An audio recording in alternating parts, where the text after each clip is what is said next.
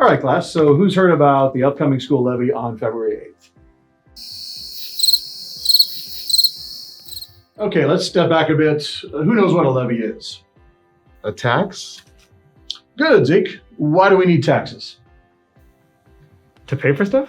Right. And what kind of stuff do schools need? Stop. Duh. Yes, we need people like me doing stuff like this, and they have to get paid. But doesn't the government pay for schools? Schools do get state and federal funds, but levies help fill in the gaps and pay for all sorts of educational programs and operating costs.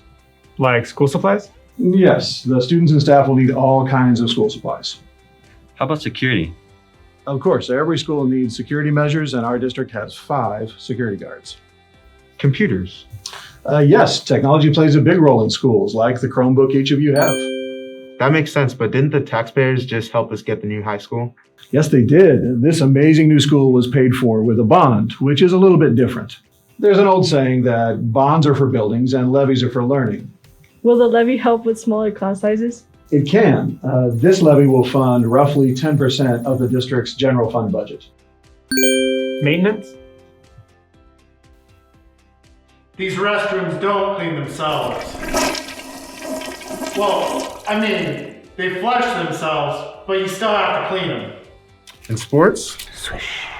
Yes, this levy will help fund things like uniforms and turning on the Friday night lights at Art Pfeiffer Stadium. Okay, let's review. There's a vote coming up on February 8th for a levy that will fund all of this stuff and more. But what's that going to cost? Good question. The levy rate is $2.13 per $1,000 of assessed property value.